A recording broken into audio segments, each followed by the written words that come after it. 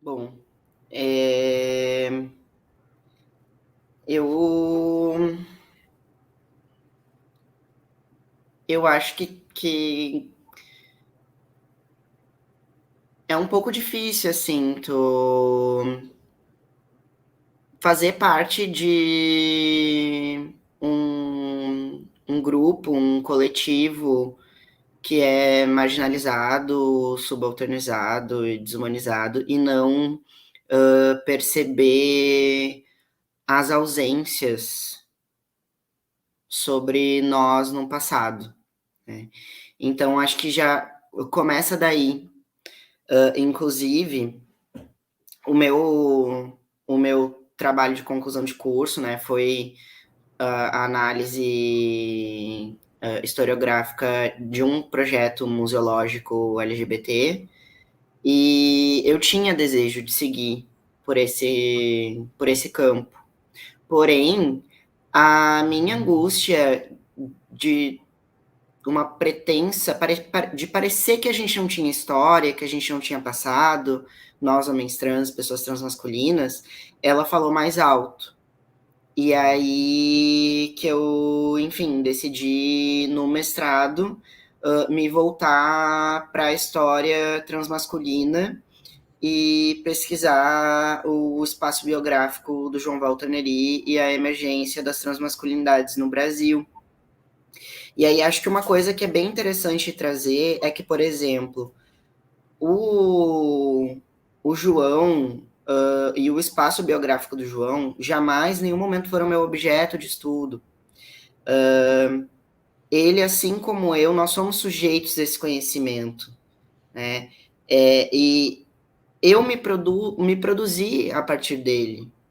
Inclusive, eu soube que eu era um sujeito possível de existir, que a minha identidade de gênero não era uma loucura da minha cabeça, quando impossível de, né, de se materializar, quando eu vi ele pela primeira vez, num documentário.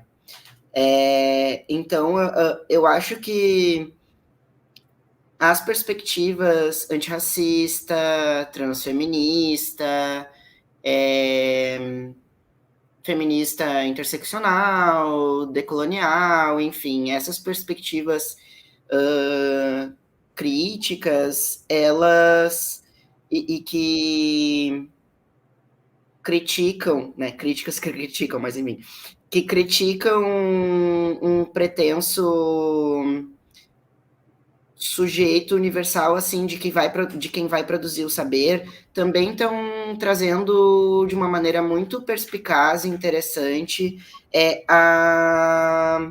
as possibilidades de outras formas de fazer pesquisa, de outras epistemologias. E aí, quando as transmasculinidades entram nessa discussão, eu acho que a gente entra não sozinhos, mas junto às transfeminilidades também, as travestis e pessoas trans não binárias e mulheres trans, para romper com a ciscolonialidade, com uma perspectiva ciscolonial na produção de saberes, que, ao meu ver, é muito partir do princípio de que se sabe quem o outro é, ao invés de buscar que o outro diga quem é, né? Então, eu vejo que autores como o Juno Nedel, que inclusive foi minha banca, a Viviane Vergueiro, o Preciado, Bruno Santana, Rami Ferreira, Susan Stryker, aqui citei inúmeras pessoas trans, trazem consigo esse signo da transgressão de, em relação a gênero, romper com a ideia de que genitália faz o gênero e de que o gênero está no corpo, ponto, porque se tem uma ideia de que a transgeneridade é algo que nasce no século passado, né? Voltar, e que ser trans é igual a se hormonizar e fazer cirurgias. E que ser cis é igual a não fazer nada disso. Porém, as tecnologias de produção de si, inclusive corporais, elas estão presentes aí desde a década de 50 e são utilizadas por todas as pessoas, cis e trans. Então, isso não serve para definir a transgeneridade, porque a cisgeneridade também se pauta a partir desse tipo de tecnologia, né? Qualquer tecnologia de si é usada em qualquer tempo pelas pessoas que estão vivendo nesse contexto. Então, eu acho que a gente traz essa ruptura, sabe, de desnaturalizar a cisgeneridade e historicizar a cisgeneridade. Se tinham objetos de estudo e os sujeitos do conhecimento, né? E hoje a gente se recusa a ser objetificado e objetificado. Somos sujeitos e sujeitas e sujeites, como quiserem, mas a gente busca romper com essas naturalizações e, e trazer essa historicização. Ah, lembrei o que eu ia falar. E aí tu trouxe antes, né, a questão das sexualidades, mas outro